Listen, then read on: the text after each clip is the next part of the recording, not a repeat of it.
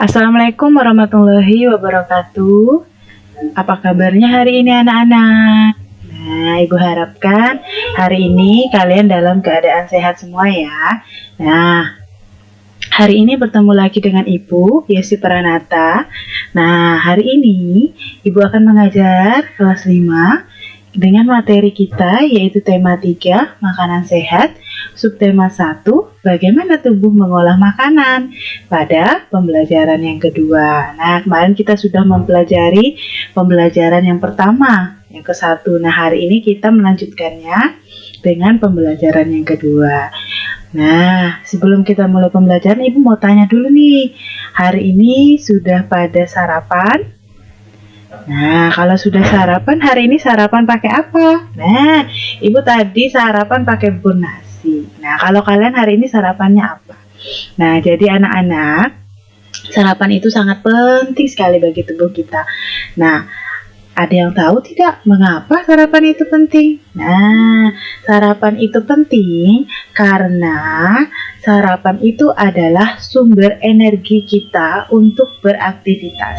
Nah, terutama sarapan itu biasa di pagi hari anak-anak ya. Jadi, sebagai sumber energi kita beraktivitas pada pagi hari. Nah, itu mengapa sarapan itu sangat penting. Kemudian kalian setuju tidak kalau sarapan itu penting? Nah, kalau misalnya setuju, mengapa? Nah, jadi sarapan itu sangat penting. Mengapa? Karena sarapan itu tadi sebagai sumber energi. Kemudian sarapan juga memberikan nutrisi untuk otak, memberikan gizi pada tubuh kita.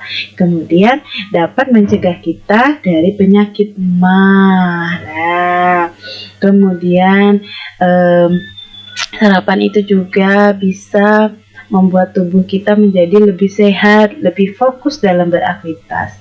Nah, setelah sarapan, kalian tentunya minum air kan? Nah, minum air apa biasanya nih? Nah, kalau Ibu biasanya minum air putih. Nah, jadi selain kita mengkonsumsi makanan sehat, kita juga wajib mengkonsumsi air putih, minum air putih yang banyak setelah makan, karena minum air putih juga sangat penting bagi kesehatan kita. Bukan hanya makanan saja yang penting, tapi minum air putih juga sangat penting.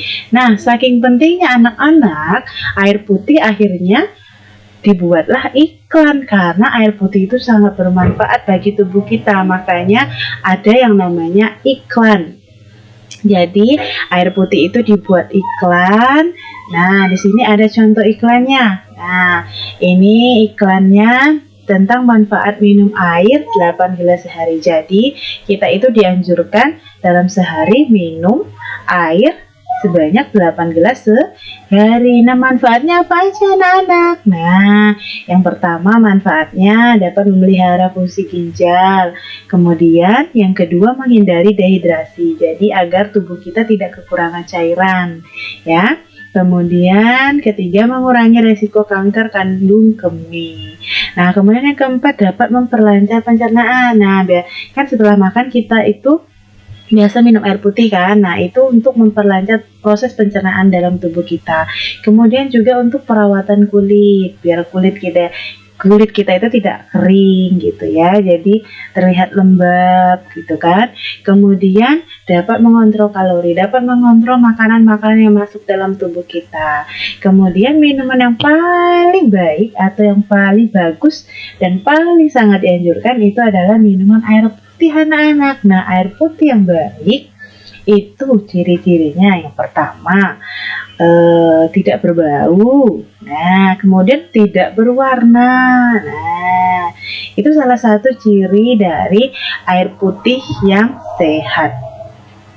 Nah, jadi tadi itu kan iklan. Nah, fungsi dari iklan itu tersendiri adalah yang pertama untuk mempromosikan sesuatu. Nah, untuk ditawarkan kepada konsumen atau pembeli. Kemudian fungsi iklan itu juga untuk memberikan informasi. Nah, selain untuk menjual, kemudian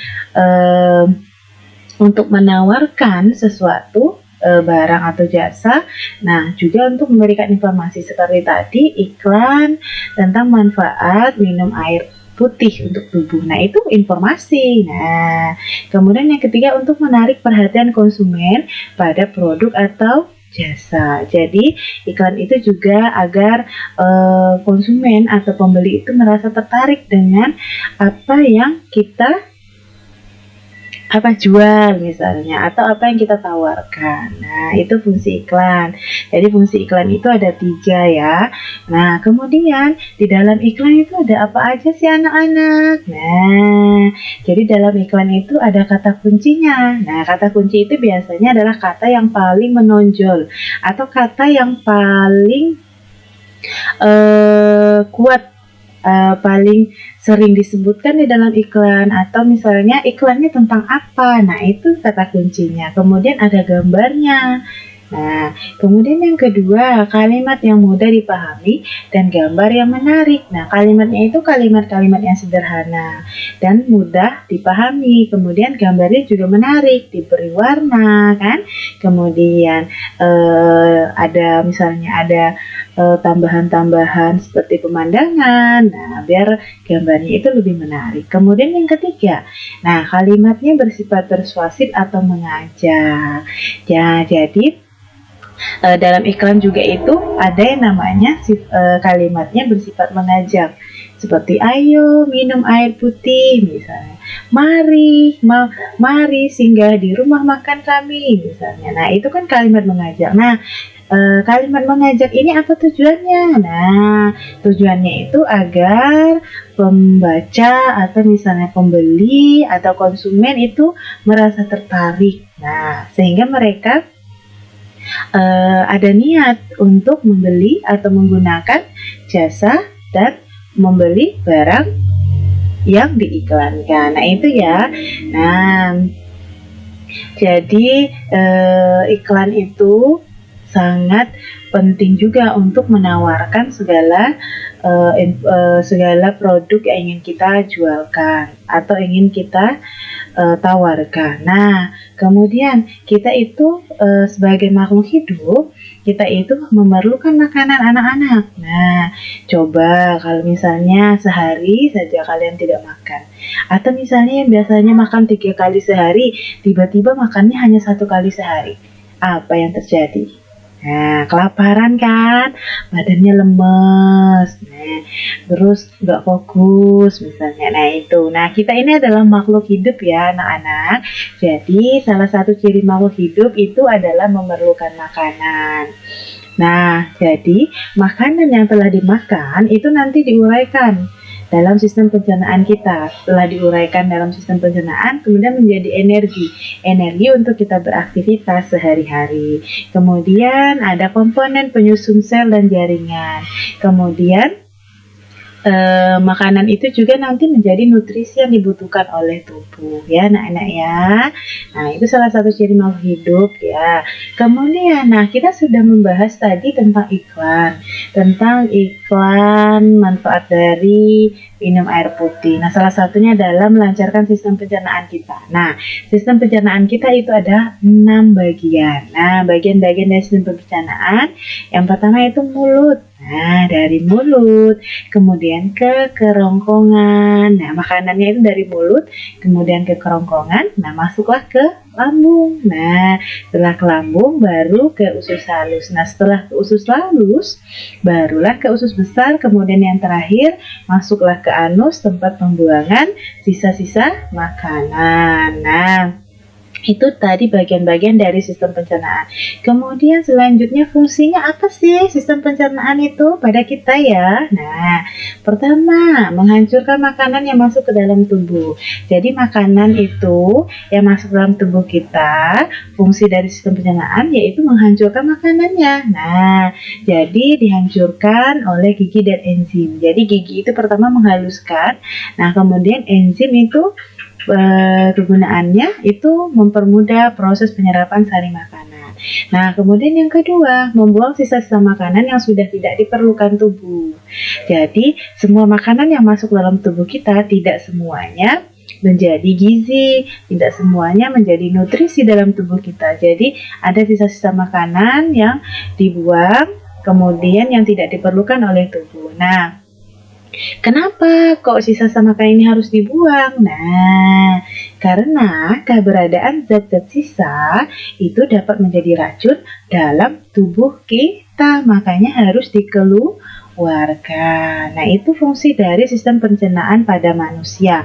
Nah, proses pencernaan makanan pada manusia itu sendiri ada 6 bagian. Ada pertama, jadi makanan itu masuk ke mulut. Nah, makanan masuk ke mulut, kemudian makanan itu dikunyah menggunakan gigi. Nah, setelah masuk mulut otomatis dikunyah ya anak-anak ya. Di sini siapa yang tidak punya gigi nih, yang ompong. Nah, jadi makanan setelah masuk ke mulut kemudian dikunyah menggunakan gigi. Nah, kemudian setelah dikunyah kemana lagi? Ya, ditelan masuk ke kerongkongan.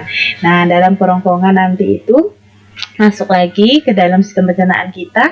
Nah, makanannya itu menjadi pecahan-pecahan. Nah, jadi molekul-molekul yang lebih sederhana. Nah, ini dengan bantuan enzim. Nah, kemudian nanti penyerapan sari-sari makanan itu terjadinya di usus halus. Nah, yang terakhir nanti pembuangan atau pengeluaran sisa-sisa makanan yang tadi itu, yang racun itu, yang tidak diperlukan tubuh, dikeluarkan melalui anus itu ya. Nah, jadi anak-anak, kita semua manusia, semua orang, baik itu presiden, baik itu ibu kita, guru, dokter, itu semuanya pasti ingin hidup sehat.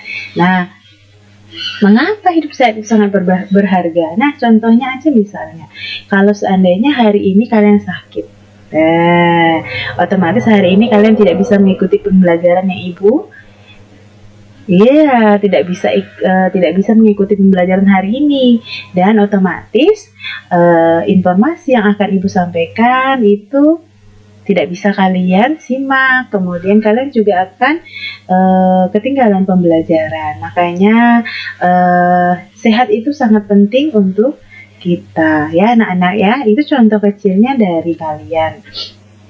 Kemudian, nah, dari hidup sehat itu ternyata ada lagunya loh. Nah, lagunya itu judulnya tentang lagunya Mars Hidup Sehat. Sudah tahu semuanya lagunya? Nah, kalau misalnya sudah, ayo kita nyanyikan sama-sama. Nah, kalau yang belum, gak apa-apa, simak aja dulu, nanti bisa dipelajari sendiri ya.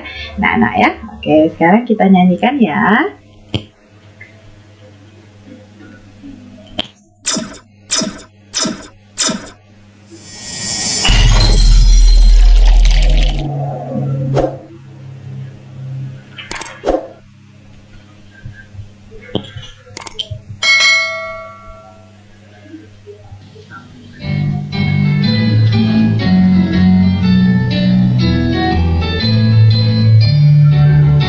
Tiada yang lebih berharga dari nikmat hidup sehat. Sehat jasmani, sehat jasmani, kunci hidup bahagia. Meski kaya terhormat mulia, tapi pasti menderita.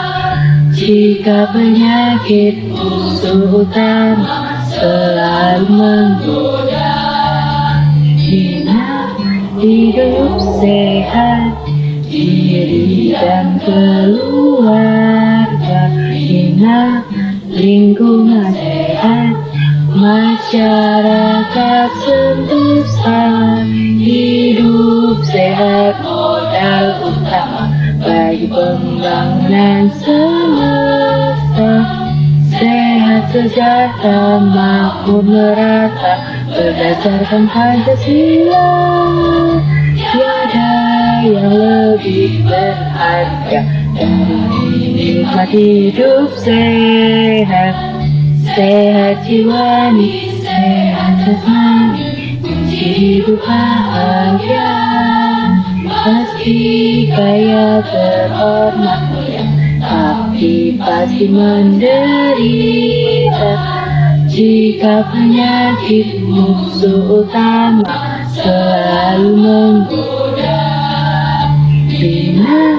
hidup sehat, diri dan keluarga bina, lingkungan sehat, masyarakat sentosa, hidup sehat modal utama bagi pembangunan semesta, sehat sejahtera makmur merata berdasarkan Pancasila.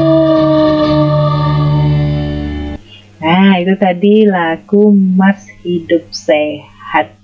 Nah, di dalam lagu Mars Hidup Sehat itu terdapat tangga nada tertentu. Nah, tadi kira-kira tangga nadanya apa ya? Nah, udah ada yang tahu belum? Nah, jadi tangga nada itu terbagi menjadi dua. Ada tangga nada mayor dan tangga nada minor. Nah, tangga nada mayor itu ciri-cirinya itu bersifat riang gembira. Nah, kemudian terdengar bersemangat. Nah, kemudian umumnya diawali dan diakhiri dengan nada do. Nah, contohnya misalnya nih, lagu nasional Indonesia Raya, Maju Tak Gentar, Halo Halo Bandung, dan Hari Merdeka.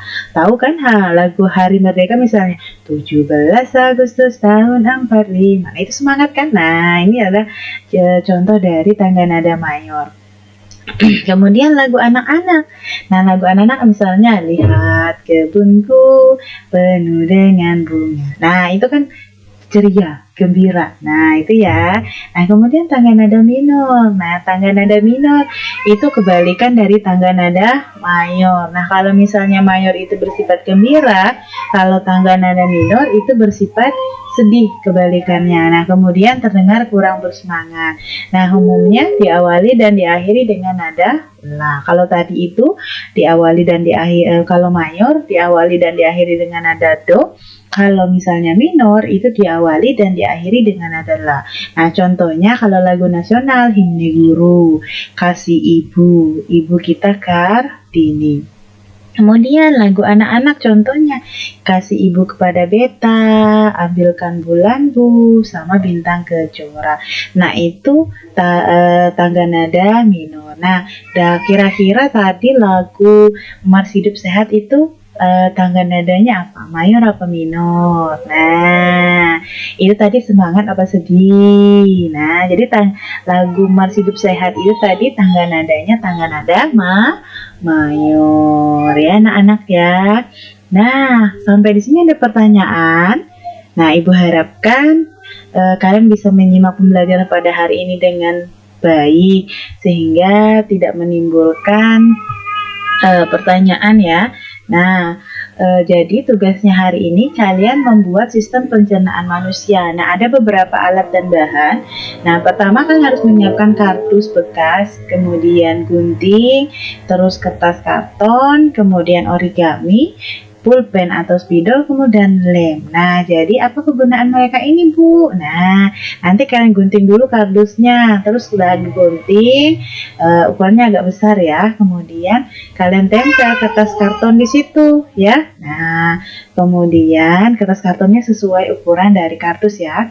Kemudian kalian gambar sistem pencernaan manusia pada origami. Misal mulut, gambar mulut seperti apa, kalian gambar di origami.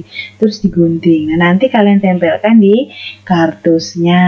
Nah, sampai seterusnya. Misalnya sistem pencernaannya apalagi setelah mulut, kerongkongan. Kalian gambar lagi kerongkongan menggunakan kertas origami. Terus kalian tempel lagi di kardus sampai ke anus, menggunakan lem ya menempelnya. Nah, kemudian nanti setelah semua selesai bagian-bagian dari sistem pencernaan manusia, jangan lupa ditanda dengan nama-nama, misalnya mulut, mana bagian mulut. Nah, boleh kalian tuliskan nanti. Nah, di bagian mulut ini misalnya mulut, kemudian nanti ini kerongkongan gitu, dikasih tanda ya.